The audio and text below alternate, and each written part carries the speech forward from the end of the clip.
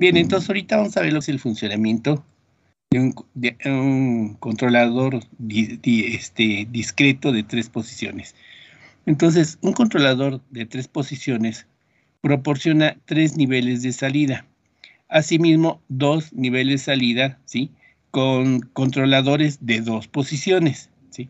Esto es de que tenemos un controlador que me puede dar 3 posiciones, pero para esto necesito 2 controladores de 2 posiciones, o sea, 2 controladores que sean on-off. Básicamente ese controlador tiene un on adicional establecido al 50% del rango total de on, o sea, de activo. El uso del controlador de 3 posiciones tiende a reducir el comportamiento cíclico de la variable de proceso, porque nos proporciona una salida de nivel intermedia, ya que cuando establecemos 2 niveles del controlador on-off, el controlador se parará en el valor intermedio del 50% establecido cuando un set point es elegido. O sea, el 50% va a ser al valor que tenemos del set point, ¿sí? Una salida de controlador es usualmente diseñada así que a la mitad de la señal de salida, o sea, el 50%, coincide con el nivel requerido para que el proceso mantenga la variable de proceso en el set point o en el punto de operación. O sea, va a tratar de manejar, aquí lo que va a hacer es que va a tratar de mantener lo más posible la variable de proceso al 50% del rango de control, o sea, en el set point, que se mantenga más en el set point y no esté oscilando tanto. Ese es el propósito, el de manejar esta técnica, que coincide con el nivel requerido por el proceso para mantener la variable de proceso en el set point, minimizando el error en el sistema, ¿sí? En la siguiente figura tenemos uno de 3 posiciones de acción de un controlador de salida de acción directa. La salida, recordemos que es la variable de control, ¿sí? De acuerdo a el error presente en el sistema. Recordemos que el error es la entrada al controlador cuando tenemos un lazo cerrado. Esta salida puede ser representada matemáticamente así. Si la variable de control está al 100%, ¿sí? Si el error es mayor que más delta E. Acordémonos que estamos en uno de acción directa, ¿sí? Si la variable de control está al 50%, sería si el error, el menos delta E, es menor que el error y es menor que más delta E. La variable de control sería al 0% si el error es menor de menos delta E, ¿sí? Entonces, ¿por qué entonces los dispositivos de campo de 3 posiciones? Bueno, porque los dispositivos de campo de 3 posiciones no son ampliamente disponibles. O sea, esto te dice que comercialmente no es fácil encontrarlos. Por eso hay que buscar otra forma de hacerlo, casi siempre lo hacemos con un PLC, ¿sí? Entonces, ¿por qué no es común encontrarlos? Entonces, aquí ya vendrá la configuración del PLC para que lo puedas manipular. Sí, como los dispositivos on-off de 2 posiciones, se requiere entonces un dispositivo analógico de campo que es frecuentemente usado para implementar el control de 3 posiciones. Estaríamos hablando que entonces vamos a necesitar un sensor, ¿sí?, que sea analógico, que cubra todo el rango para poder desarrollar o poder hacer un control de 3 posiciones. Un PLC puede también implementarse con la salida de 3 posiciones usando una interfase de salida de contactos. Esta salida de contactos son los relevadores, ¿sí? Bueno, lo que se busca es esto, ¿sí? Tener que el control, cuando está al 0%, o sea, cuando está apagado, tenemos que el error está por abajo de menos delta E, ¿sí? Cuando el error es igual a 0, lo voy a tener al 50%, ¿sí? Y cuando el error sea mayor de delta E, lo voy a tener al 100%. Recordemos que la histéresis el límite inferior para el directo sería menos delta E, el límite mayor o el máximo sería más delta E, ¿sí? Entonces, este es su histéresis de aquí a acá, pero tengo tres posiciones, una que pudiera ser apagado, una al 50% y otra al 100%. Esas son mis tres posiciones que puedo manipular, ¿sí? Entonces, una implementación con PLCs, ¿sí?, sería de este tipo. Este es el módulo que le llamamos de contactos secos para un PLC, ¿sí? Tenemos todas las conexiones, las terminales. Entonces yo conecto aquí, ¿sí? Y te conecto acá. Quiere decir que aquí tengo la tierra, ¿sí? Y la tierra la voy a meter aquí, ¿sí? Por eso me la está marcando en todas, yo la voy a poder manejar y voy a poder sacar las salidas de cada uno. Entonces, si yo veo el 0%, se activa este, ¿sí? Si se activa este, entonces sale la señal y me activa el de tres posiciones. Si yo tengo aquí al 50%, entra aquí, sale y se activa el de tres posiciones. Y si tengo al 100%, entra por el otro lado y entonces ya me activa, ¿sí? Entonces, si ven, el común es 1B, 2B y 3B. Las entradas están siendo por 1A, 2A y 3A, ¿sí?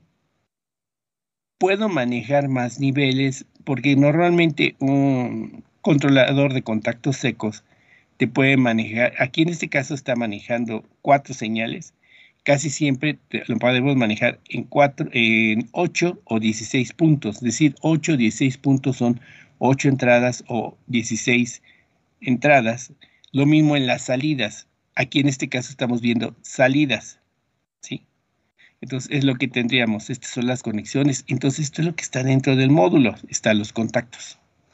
Si cierro este contacto, estoy trabajando este. Si cierro este contacto, estoy trabajando aquí en esta señal para este, ¿sí?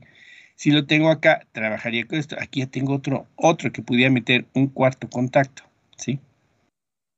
Preguntas hasta aquí.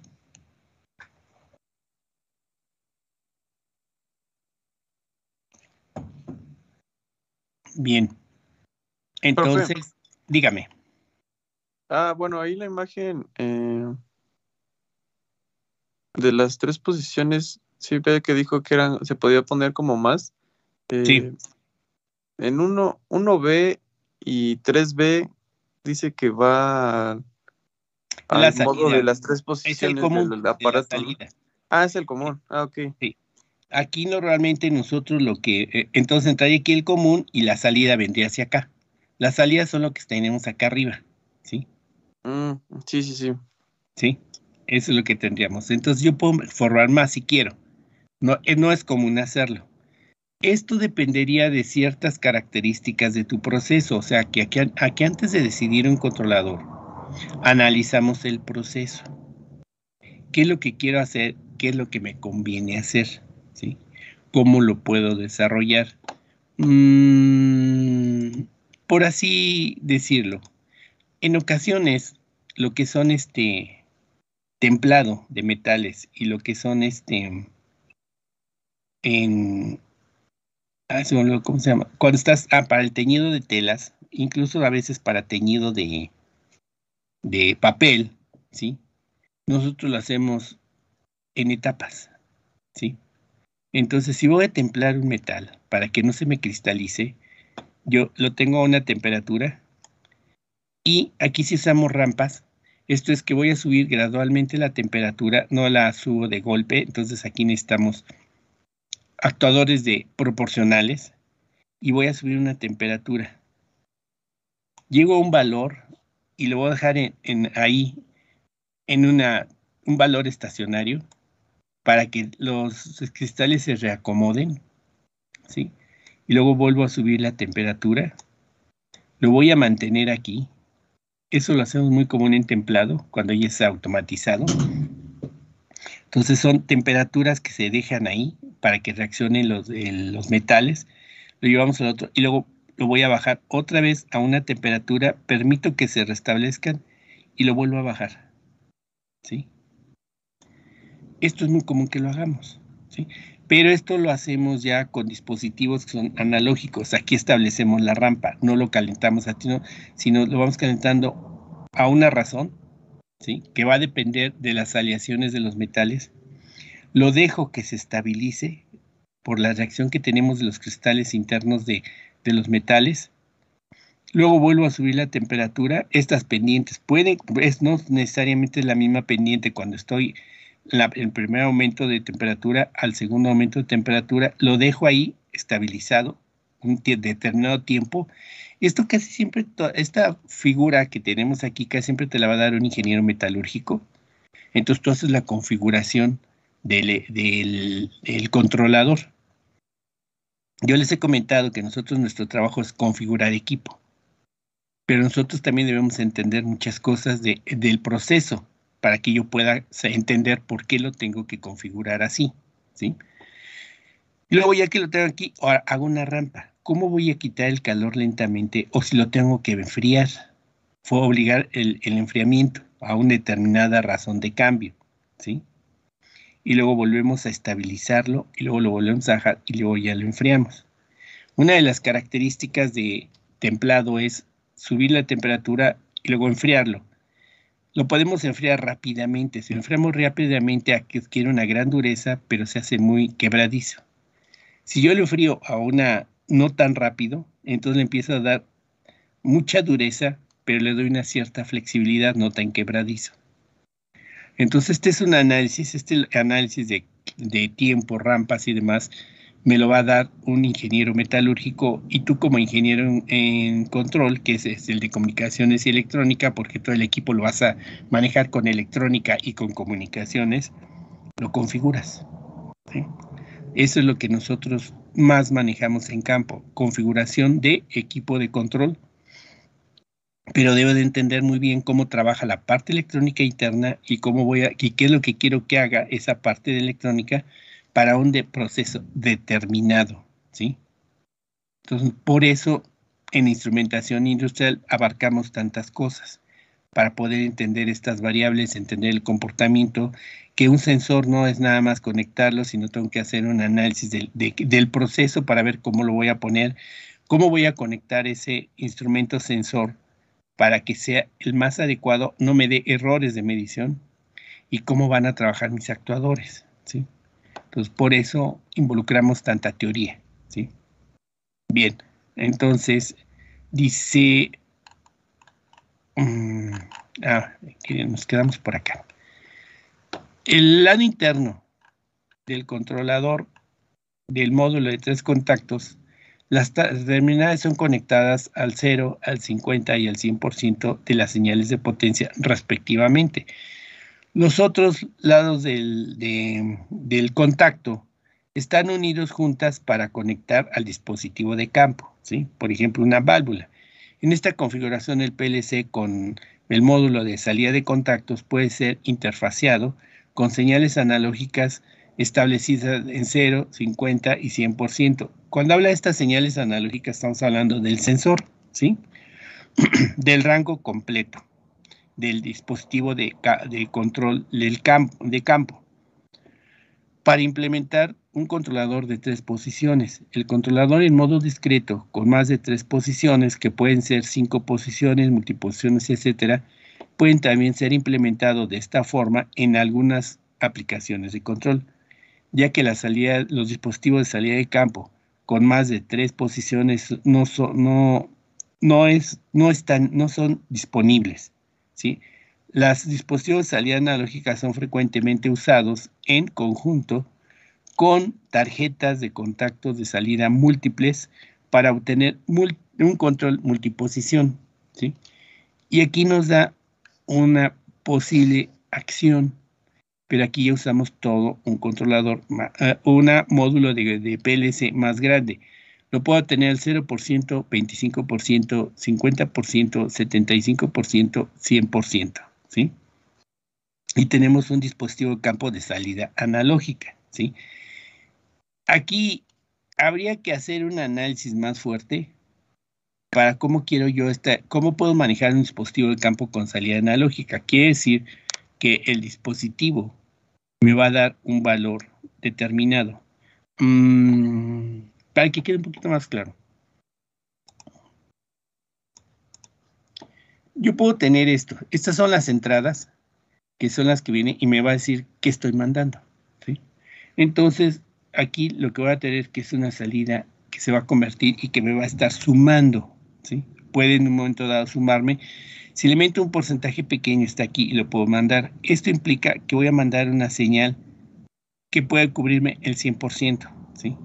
Entonces, esto me lo puede estar dando en voltaje, ¿sí?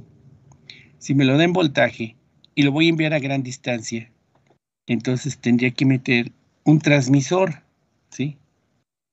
Meteríamos un transmisor. Un transmisor es el que me va a cambiar, es un convertidor de voltaje a corriente, ¿sí? Entonces, aquí va a depender los rangos que estoy manejando para poder desarrollar todo esto. Entonces, aquí estoy desarrollando diferentes valores. Aquí puede ser, y aquí le mandé un determinado voltaje pequeño, porque esta es la referencia, y mando aquí la señal y mando un voltaje pequeño. Aquí un poco más alto. Vamos a decir que este fuera 10 volts. Entonces tendría 2.5, no sería 0, 2.5, 5, 7.5 y 10 volts, ¿sí? Puedo manejar aquí. Si activo este, le estoy mandando 2.5 volts. Si activo este, le estaría perdón, aquí 0 volts. Aquí le mando 2.5 volts. Aquí le estoy mandando 5 volts. Y cuando active este, le estoy mandando 7.5 volts. Y estoy mandando aquí, ¿qué le estaría mandando? Los 10 volts, ¿sí? Esto, si lo voy a enviar a distancia, necesito meterle un transmisor, que es un controlador de voltaje a corriente. Perdón, es un circuito eléctrico que cambia el voltaje a corriente. Quiere decir que van a entrar 10 volts y sale aquí en corriente. Aquí ya usamos la señal de 4 a 20 miliamperes, ¿sí? Aunque hay una que usamos de 10 a 60 miliamperes, pero la más común es esta, de 4 a 20 miliamperes, ¿sí? Pero yo necesito meter un transmisor. Entonces, ahí es donde estaría mandando la señal de 4 a 20. Por el otro lado, llegaría aquí ya internamente del equipo o el actuador que quiero manejar, debe tener también aquí un convertidor de corriente a voltaje, ¿sí? Para que lo pueda interpretar y ya aquí adentro manejará su potencia y todo para que active el actuador, ¿sí? ¿Sí queda claro para todos cómo está funcionando estos contactos?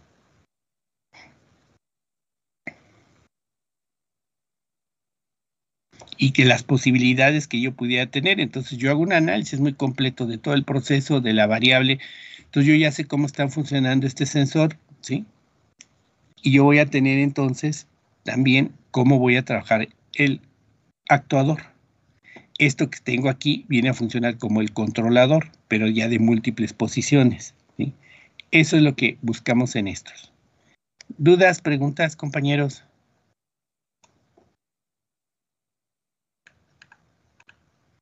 Implicaría entonces, Profe, sí, dígame. como que tengo un poquito así como de duda.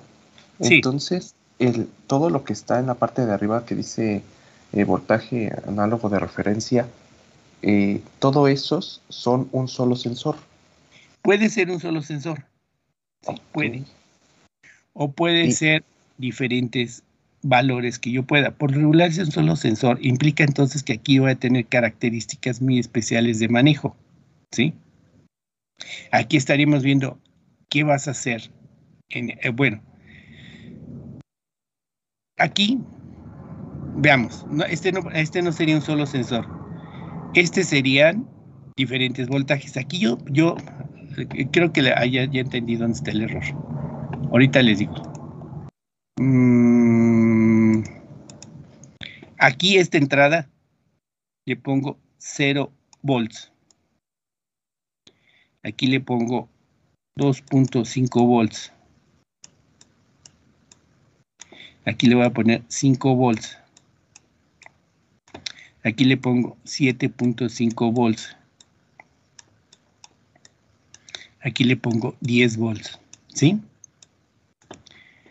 Internamente la lógica y que el sensor va a estar por otro lado hay otra entrada que es un sensor analógico completo. Entonces, él va a decidir, dependiendo de los rangos que estoy manejando de voltaje, esto es lo que hago yo como configuración, le voy a decir, si estás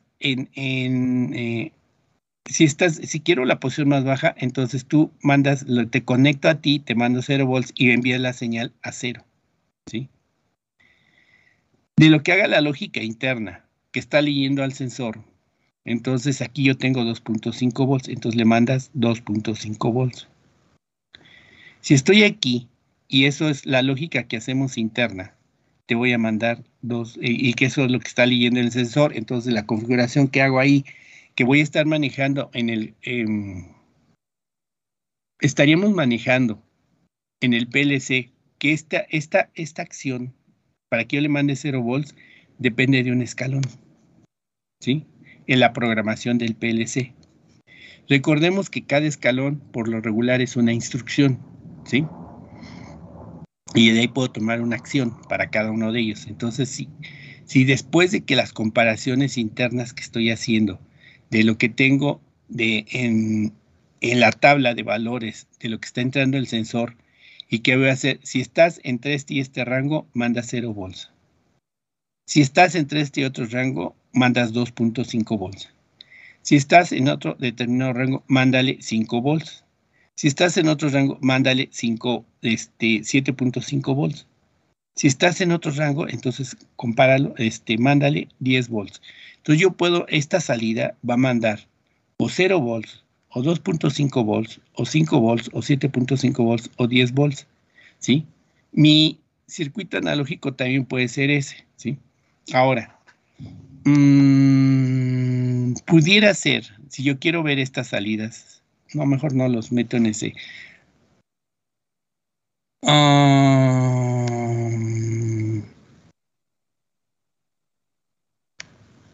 Estas salidas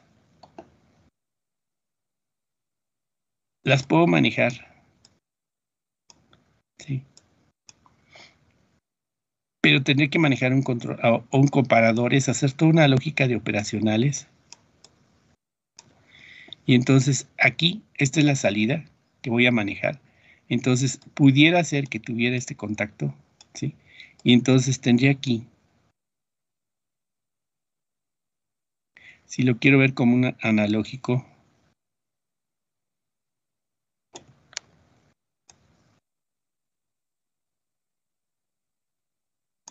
y aquí tendría una llave de cambio. Aquí tengo una salida, aquí tengo otra salida, aquí tengo otra salida y aquí tengo salida. Puedo tener aquí mis 10 volts. Entonces aquí tendría 7.5. Aquí tendría mis 5. Y aquí tendría mis 2.5. Y tendría 0. Entonces aquí tengo una salida. Aquí tengo otra salida. Aquí tengo otra salida. Quiere decir que aquí estoy mandando una señal de cambio y lo puedo conectar aquí y puedo hacer este proceso. Si lo quiero ver así como voltaje de salida de referencia, quiere decir que internamente yo puedo decir, conéctalo hasta acá o conéctalo hasta acá. Y le doy estas posiciones y entonces ya tengo una salida. Este sería un voltaje analógico, pero yo ya estoy estableciendo rangos. Aquí hago un divisor de voltaje. Pero voy a depender también de qué estás viendo acá, ¿sí? Entonces puedo hacer algo así, similar. Lo pudiera yo desarrollar en un momento dado y hacer el diseño, ¿sí? Cuando lo manejamos en PLC, tenemos una programación que ya me permite hacer todo esto, ¿sí? Entonces ya nada más hago un programa en PLC para contactos, ¿sí? No sé si quedó un poquito más clara su duda. Sí, O profe, está más ya confusa. mucho mejor. Está más confusa, ¿sí? No, sí logré comprenderlo mejor. Gracias. Bueno. Y esto es lo que yo puedo generar con los escalones. Tener una salida de 0 al 25%, al 50%, al 75% y al 100%, pero esto es variable de control. Esta es la que ya está controlando el proceso. Quiere decir que me falta una etapa de potencia. Y esa etapa de potencia va a depender mucho de cuáles son las características del actuador, ¿sí? Entonces, aquí hay una gráfica que donde va a quedar más fácil. Y ahorita a eso sí va a quedar bien interesante manejarlo. Yo tengo aquí un elemento, un tanque presurizado, porque está sellado. Tengo un tanque presurizado. Voy a meter dos materiales, el material 1 y material 2, los voy a mezclar. Muy probablemente para este tipo de procesos tenga que tener aquí lo que llamamos una propela que vaya a estar conectado a un motor para que lo esté mezclando y la mezcla sea homogénea, ¿sí? Muy común que tengamos esto. Si esta es una reacción que yo requiero para que cuando se haga esta reacción tenga una determinada cantidad de calor, entonces, pero no es un calor muy elevado, voy a meter vapor. A nivel industrial es muy común que calentemos con vapor, ¿sí? De hecho, todo lo que son plásticos usamos mucho vapor.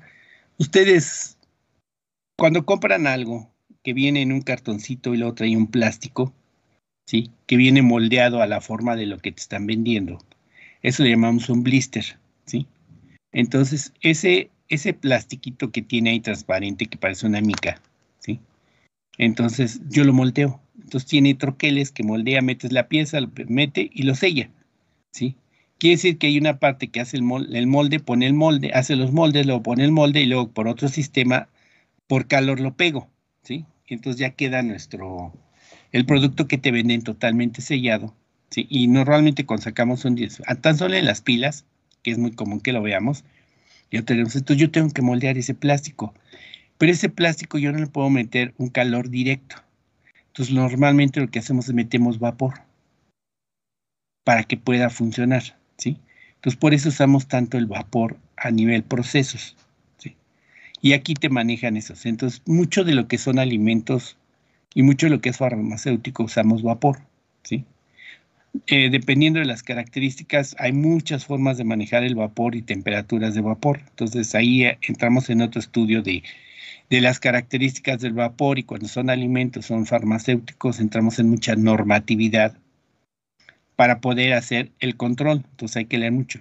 De hecho, una de las características que se van a dar cuenta cuando egresen, los que trabajen en control, van a ver que que los van a poner a estudiar una gran cantidad de normas, dependiendo del área donde entren. Manejamos mucha norma. Y en ciertas áreas te tienes que certificar en la norma, ¿sí? Porque si no estás certificado en la norma, no eres confiable. Eso quiere decir que no lo conoces y no puedes trabajar para la empresa en ciertas áreas. Entonces, por eso la empresa te certifica, ¿sí? Entonces, tienes que leer toda la norma, te la tienes que emprender, entender para qué sirve, cómo sirve, qué es lo que vas a proteger, qué es lo que vas a desarrollar. Y bajo ese concepto, te aplica un examen, si lo pasas, te certifican, sale a tu nombre el certificado, que eres un ingeniero certificado en tal norma, y entonces ya puedes trabajar en cierto tipo de proyectos, ¿no?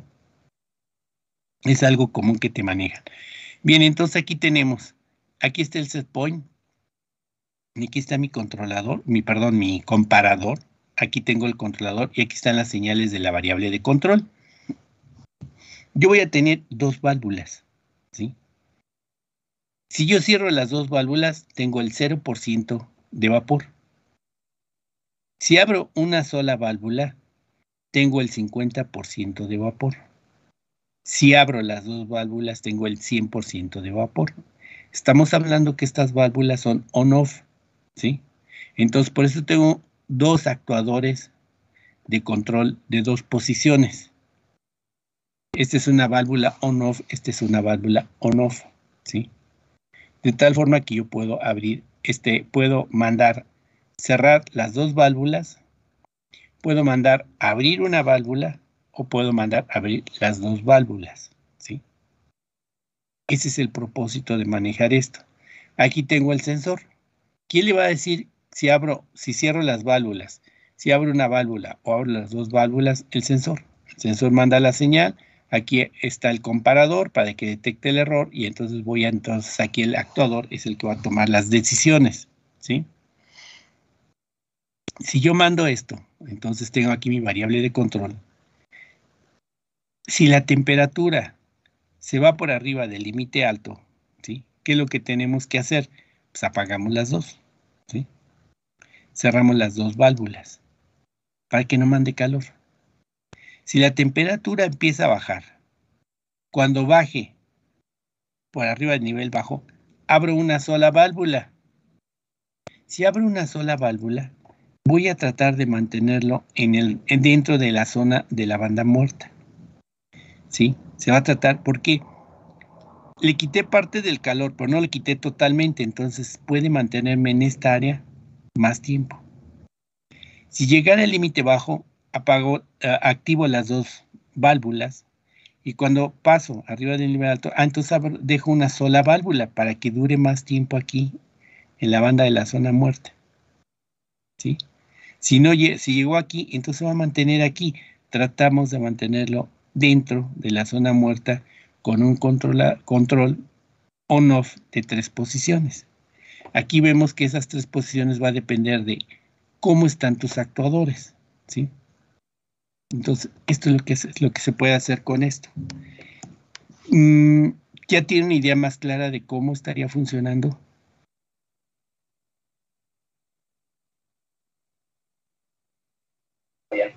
O sea que entonces cada válvula por separado trabaja al 50% y cuando las dos están juntas es cuando es el 100%.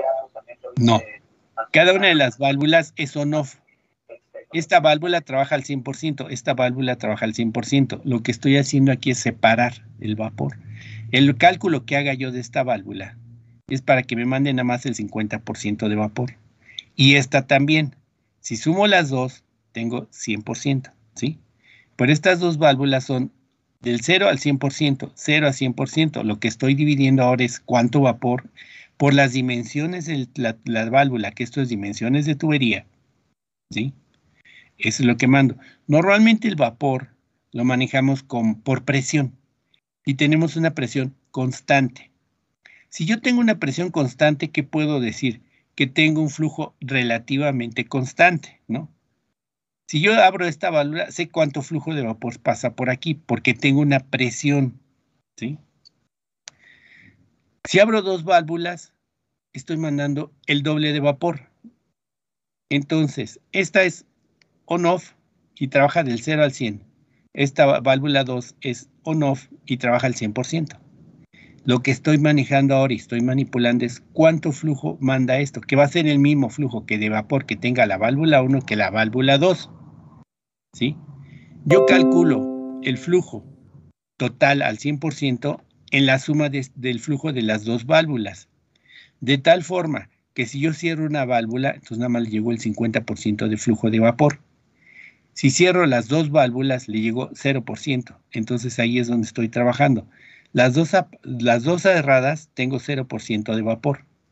Si cierro una y abro una, tengo el 50% de vapor. Si abro las dos, tengo el 100% de vapor.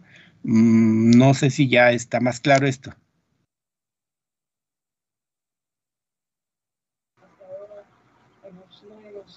Sí. Pero las válvulas, estas dos válvulas son de 0 al 100, ¿eh? Entonces, todos estos razonamientos de proceso son los que tenemos que hacer nosotros para poder entonces hacer el control, ¿sí? Entender las variables. Implica entonces que hay 3 personas que trabajan siempre en control en una planta. Los instrumentistas, que los instrumentistas por regular son ingenieros químicos, y que el ingeniero químico, perdón, estoy mal, empiezo otra vez. Existen 3 tipos de ingenieros que trabajan en control. Existen los proceseros. Los proceseros son los ingenieros químicos, porque los ingenieros químicos conocen bien todo el proceso. Todas las características de un proceso las conoce muy bien un ingeniero químico. Después trabajan los instrumentistas. Los instrumentistas, después del análisis que hacen de lo que entrega el ingeniero químico del proceso, él elige los instrumentos. ¿Qué instrumentos elige? Los instrumentos de elemento de control primario y los dispositivos de elemento de control final. Los dispositivos de control primario son sensores. Los dispositivos de control final que son actuadores. Entonces el instrumentista debe elegir cuál es el sensor más adecuado según la variable y según el proceso. Eso es lo que hace el instrumentista. Y también va a elegir qué tipo de actuador, ¿sí? Que sería el dispositivo de control final, ¿sí? Y el controlero, que son ingenieros en comunicaciones y electrónica, son los que conocen toda la parte electrónica, son los que saben programar, ¿sí? Y los que saben trabajar las comunicaciones para enviar toda la información de las señales hacia un cuarto de control, donde tenemos todo el proceso, todas las variables en una computadora, en servidores, para poderlo trabajar. Por eso, un ingeniero en control debe ser muy bueno en electrónica y en comunicaciones, ¿sí? Para que podamos trabajar todo esto. Sí es más claro el por qué esta válvula es del 0 al 100. Ahora, el instrumentista eligió esta válvula haciendo el cálculo para que me diga que sabe primero.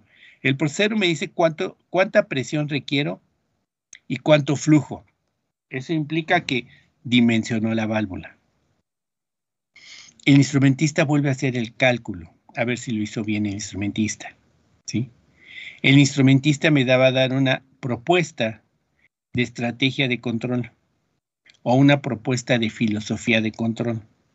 Eso implica que hice un análisis de la variable y de todo el proceso para ver cómo lo quiero controlar. Llega el de control y toma y analiza qué hizo el instrumentista, cómo lo propone, y yo hago un análisis de lo que es el control. Entonces ahí entro en toda la teoría de control para que él decida cómo va a configurar el equipo, ¿sí? Eso se hace ya en campo. ¿Dudas?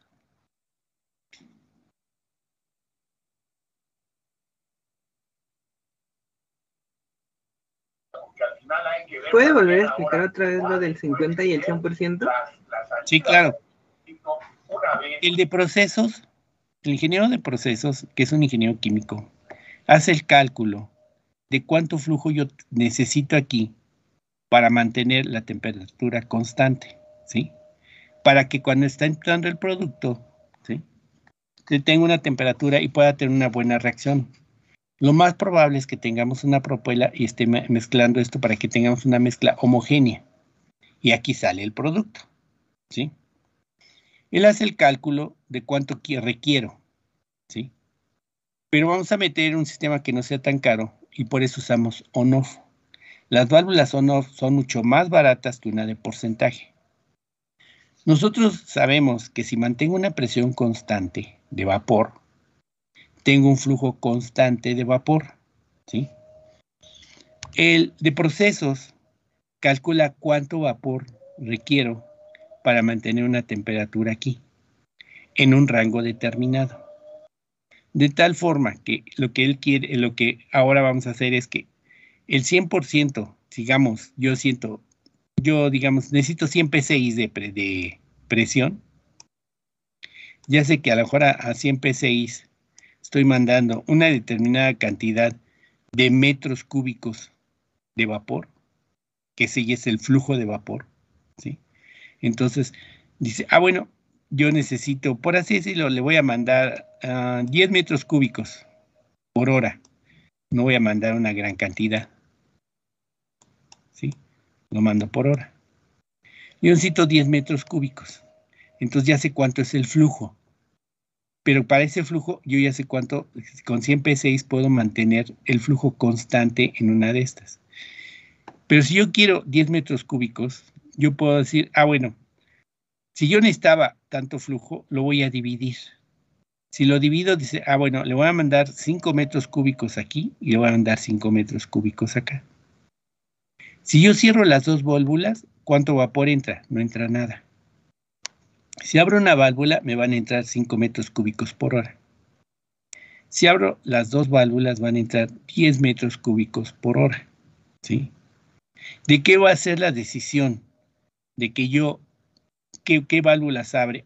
Si estoy en más delta E, cierro las dos válvulas.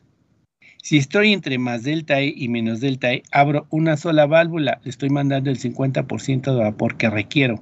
Eso implica que en el rango de la banda muerta estoy teniendo calor y no estoy permitiendo que se caliente tan rápido ni que se enfríe tan rápido, para evitar estar en las dos válvulas cerradas o las dos válvulas abiertas. Si el calor llegó por arriba de delta E, abro dos válvulas, cierro las dos válvulas para que se enfríe rápido. Cuando empieza a bajar, abro una sola válvula para tratar de mantener el calor y no llegue tan rápido al límite bajo. Si llegó al límite bajo, abro las dos válvulas para que se empiece a calentar. Cuando llegue al límite bajo, ¿sí?, que ya subí la temperatura, dejo una sola válvula para que tarde en calentarse. Si ese 50% no alcanzó a calentarlo y llevarlo a más delta E, se va a mantener ahí. ¿Qué voy a obtener? Una señal que se va a mantener dentro del rango, quiere decir que estoy más cerca del set point, ¿sí? Y no voy a consumir tanto vapor, ¿sí? Por eso lo hacemos. ¿Alguna duda? ¿Alguna pregunta? No, ya quedó claro. ¿Sí? Entonces, ¿sí entendieron por qué estudiamos procesos? Para que yo pueda decidir cómo va a ser el control, ¿sí? Para eso debo de entender todo este proceso, para que tome mis decisiones de control. Entonces yo pueda configurar un controlador. Nosotros rara vez diseñamos, llegamos a hacer interfaces cuando encontramos que no hay equipos que sean compatibles, entonces los puedo ajustar y puedo ajustar los rangos de trabajo. Que es muy raro que lo hagamos, pero lo llegamos a hacer. Es probable que encuentres para un determinado proceso que no existe un controlador, lo puedes diseñar. Pero ¿cómo viene tu decisión de diseño? Si ya entendiste el proceso, si ya hiciste el análisis y eso viste que no encontraste, entonces hay que hacerlo, ¿sí? O hay que adecuar y hay que configurar adecuadamente el equipo que tú compras. Pero entonces necesitamos primero entender el proceso, poder elegir bien los sensores y actuadores, que eso es lo que hace el instrumentista. El proceso te lo da un ingeniero químico, los instrumentistas te eligen los sensores. De todos modos, tú de control tienes que hacer otra vez un análisis, a ver si es cierto que esto va a funcionar y no nada más, pues él me dijo y ya lo hice. A nivel trabajo no te aceptan él me dijo que lo hiciera así y así lo hice. No es mi culpa. No, te toca revisar, ¿sí? Y si tú tienes una duda, puedes hablar con el instrumentista y decir, oiga, yo entiendo esto, tengo esta duda, si está bien, él te revisará y te dice, ¿está bien? Y te explicará por qué está bien, o te dice, qué bueno que me avisó, aquí hay un error. Por eso, en una planta, cuando estás desarrollando o estás trabajando, se presentan los de procesos, los instrumentistas, los de control, los representantes de las empresas que te venden este equipo y que también son ingenieros, y ahí se hacen las dudas, ¿sí? O las sugerencias de cambio de equipo o de control, y por eso manejamos las juntas de trabajo semanales. Y cada quien fija sus posiciones, defiende su equipo, sus posiciones, y esto se hace, ¿sí? Se va trabajando todo esto. Este es algo muy elemental, muy sencillo. Hay cosas muy complejas, ¿sí? Creo lo comenté el otro día. Para que vean la complejidad de todos estos análisis, vean las dimensiones de la refinería que está haciendo en Dos Bocas, nada más vean las dimensiones. Imagínense que trabajen ahí, imagínense todo lo que tienen que saber para instalar un equipo de esos. Nada, la pura instalación. Una vez que esté instalado, entramos todos los de control, todos los que manejamos la electrónica. Pero para que tú hagas todo eso, ya entendiste todo el funcionamiento. Para que cuando hagas el arranque, ya te explicaron el proceso, el ingeniero químico, ya te explicaron cómo trabajan los sensores, qué equipo fue el que elegiste, de qué fabricante, para que haga todo el desarrollo. Y entonces haces la puesta en marcha. La puesta en marcha la hacemos en etapas. La puesta en marcha es que tenemos los gabinetes de control Cuando ya son muy grandes les llaman armarios, porque ahí vas a meter infinidad de control y son muchos. Y hasta abajo tenemos las clemas, y las clemas es todo el cableado que haces dentro del gabinete.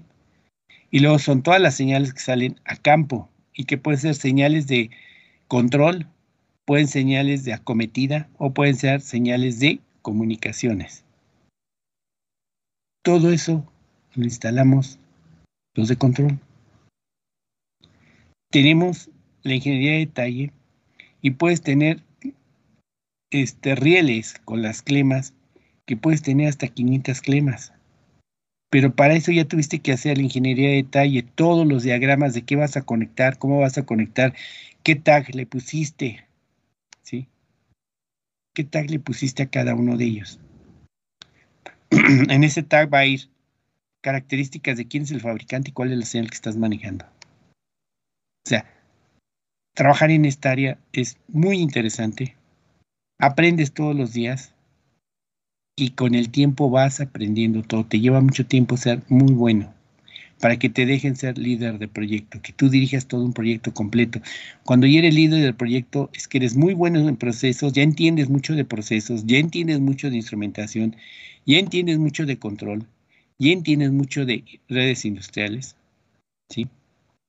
Y sabes una gran cantidad de normas, ¿sí? Ese es el trabajo de un ingeniero en control. Y hablamos de ingeniero. En campo, es muy raro que encuentres un maestro en ciencias o un doctor en ciencias. No los vas a encontrar, todos son ingenieros. ¿Cuál es la diferencia para que tú digas que un ingeniero tiene un nivel muy elevado y cómo lo catalogas? Así como dices, hay un ingeniero que tiene un posgrado, es maestro, tiene un postdoctorado, etc. Bien, en campo, tu grado lo vas obteniendo por certificaciones. En la medida que te vas certificando, eres un especialista. ¿Qué manejas? ¿Cuántas certificaciones eres más especializado?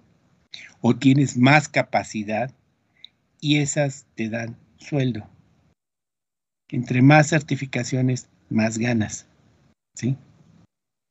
Y eso quiere decir que vas a estudiar todo el tiempo.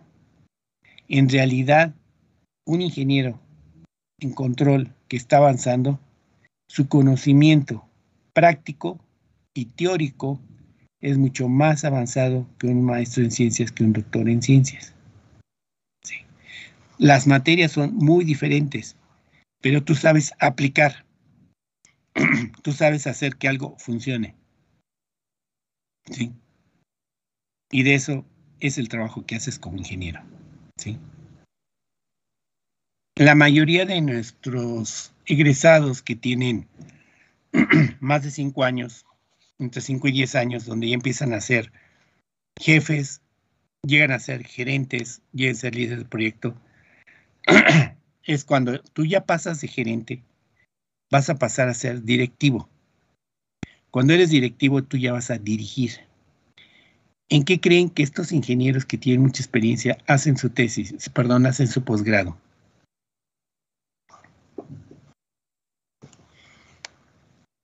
Y ya lo toman en línea.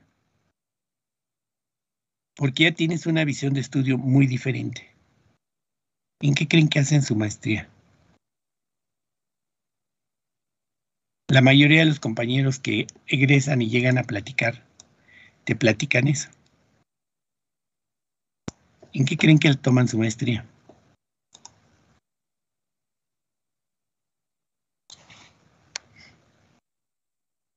La toman en administración. Porque ellos ya van a administrar. Toda la ingeniería ya la saben. Ahora, ¿cómo lo administro? ¿Cómo administro un proyecto? ¿Cómo establezco una relación a nivel internacional entre grandes empresas? Entonces, la mayoría de los que regresan van a una maestría, casi todos lo toman en la ESCA, en la de Comercio y Administración del Poli, porque ahí tienen posgrado de maestría y hasta doctorado en relaciones industriales, en negocios internacionales, ¿sí? Y a eso se meten, porque ahora ya eres directivo. Tu visión de la ingeniería ya es clara, ya dominas toda la ingeniería, ahora necesitas saber administrar. Casi la mayoría de los compañeros que regresan de 5 o 10 años de egresados se van a una maestría, pero van a la ESCA. Ahora quieren ser directivos. Toma de decisiones diferentes, ¿no? Por ahí, más o menos, la gente que trabaja luego se va a campo, pero ya te hablan de que a mí me tocó ahora dirigir todo el proyecto de tal cosa, hice la ingeniería básica, hice pues la implementación, hice la puesta en marcha. Un proceso muy complejo, ¿sí? Si valdría la pena que vean, para los que les interese trabajar en la industria, que vean cómo va Dos Bocas y vean los equipos, vean la instalación, esa es la implementación, ¿sí? No ahorita por la veda que tienen que se va a hacer votaciones en abril, no creo que no van a sacar nada, no, el INE no entiendo por qué lo prohíbe, pero pues es un proyecto que está siendo bastante interesante y después de eso es muy probable que ya estén trabajando en la parte electrónica y de cableado. Ahí es donde entramos nosotros, todos los de control,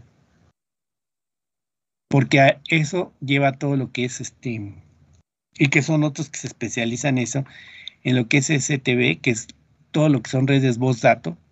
Una cosa son redes que manejamos para redes de control, redes industriales de control, y otra son las redes de voz dato, ¿sí? Donde van todas las cámaras y toda la intercomunicación que se maneja, ¿sí? Y esa intercomunicación casi siempre también va del cuarto de control hacia las diferentes áreas de planta. Entonces ahí entra infinidad de gente de comunicaciones, ¿sí? Para trabajar todo eso. Es bien interesante cuando estás en campo todo lo que vas a ver y todo lo que cubres. Y pasan 5 años y te das cuenta que te falta mucho por aprender. Llevas 10 años y dices, todavía me falta mucho por aprender, ¿sí? Es un área muy interesante que es toda la vida estar estudiando por tu cuenta. Ahí no hay profesores, todo es por tu cuenta. Y esa es la satisfacción que tienes, que te estás formando tú solo, que no necesitas la ayuda de mucha gente. Y tú vas a aprender en las juntas de trabajo. Cuando oigas las opiniones de ingenieros químicos, oigas opiniones de ingenieros eléctricos, oigas opiniones de ingenieros civiles, porque todo mundo está ahí y todos están fundamentando el por qué se hizo, y si tú eres atento vas a aprender todos los días muchísimo, ¿no? Esa es la parte que te da una gran satisfacción, el poder entender muchas cosas. Bueno, ya me extendí. ¿Preguntas, dudas de este sistema, de cómo lo puedes hacer?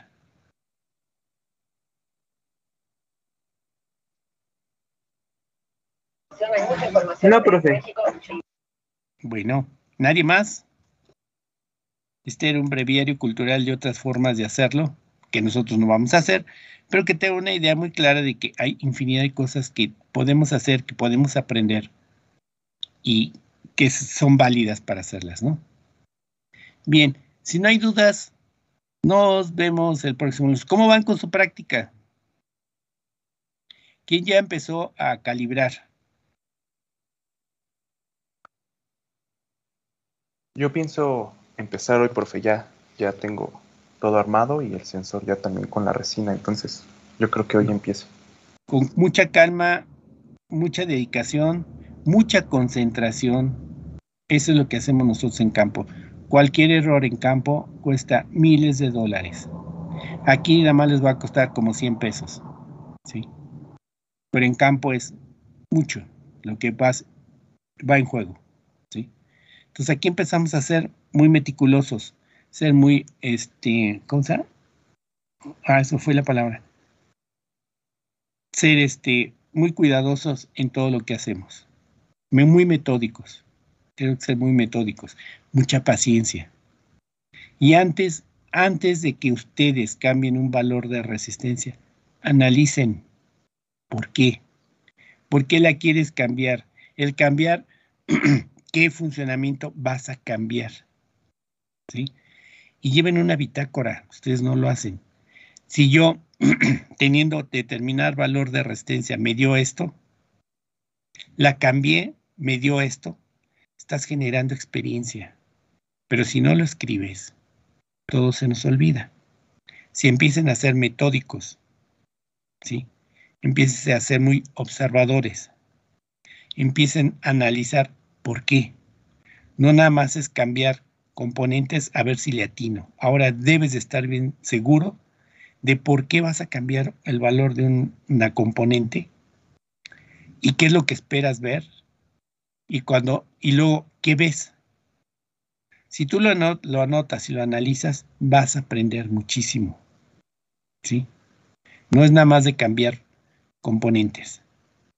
Hay que analizar por qué la quieres cambiar. Y si la vas a querer, ¿en qué valor? Es lo que tú estás analizando, estás pensando o analizando por qué lo quieres hacer. Eso te va a hacer empezar a entender muchas cosas y aprender mucho. ¿Sí queda claro? Que no nada más es, vamos a cambiar esta a ver qué pasa, sino que tienes que estar con una idea muy clara de por qué lo vas a hacer. ¿Sí? Bueno, entonces, no preguntas, no dudas.